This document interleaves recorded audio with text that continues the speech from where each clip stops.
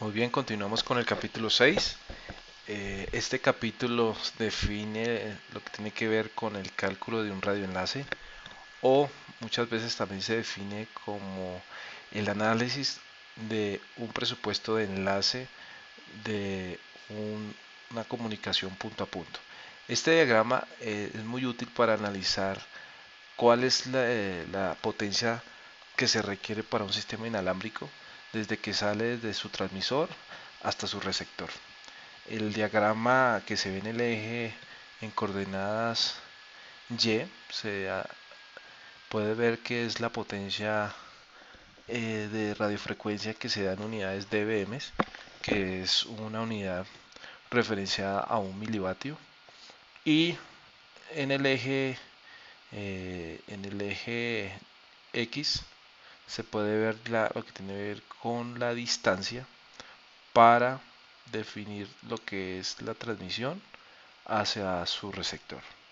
Este análisis de presupuesto de enlace o de análisis de potencia es requerido en cualquier sistema inalámbrico para un enlace, por ejemplo, punto a punto. Eh, esta variable que se puede ver aquí como pire, que es la potencia real de energía que se está enviando desde un punto a otro. Esa potencia finalmente es la real que se está transmitiendo desde que sale del transmisor. Los puntos verdes son valores donde se define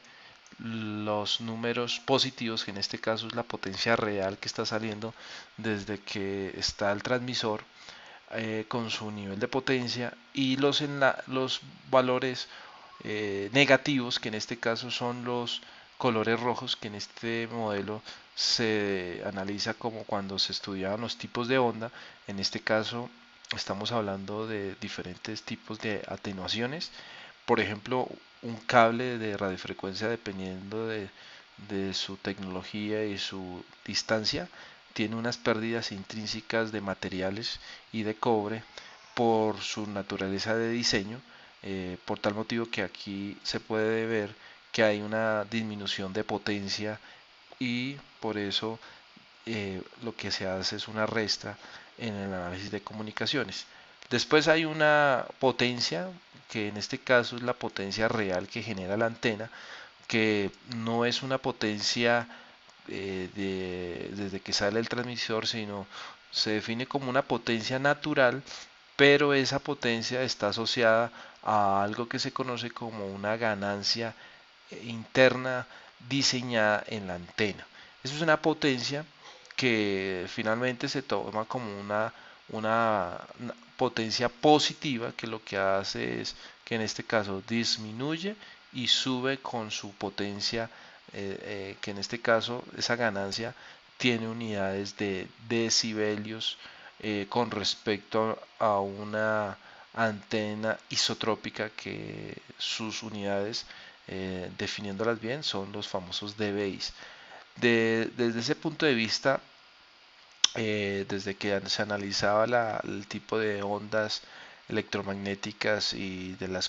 comunicaciones que se usan desde que se transmiten en el espacio libre, es importante también tener en cuenta que desde este punto, desde el transmisor hasta el receptor, hay una distancia. Esa distancia es lo que se conoce como la máxima trayectoria del espacio libre desde su transmisor a su receptor. Esa distancia, si se hace un análisis minucioso, se ve que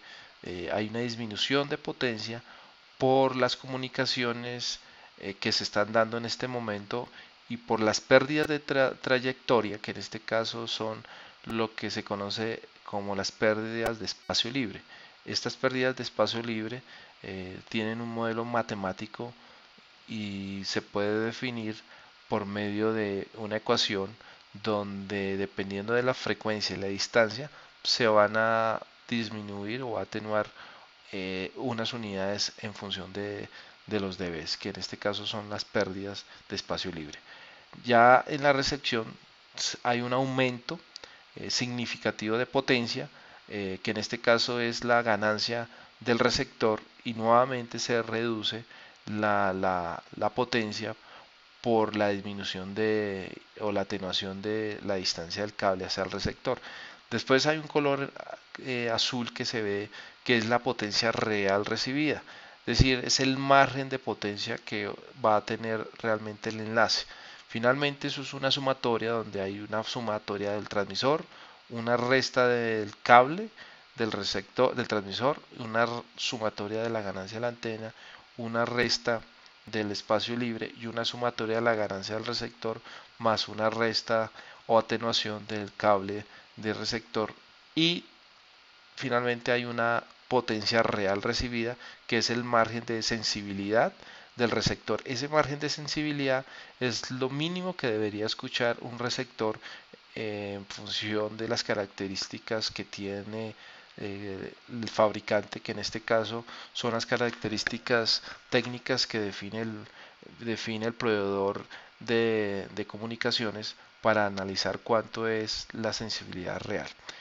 Con esto podemos ya concluir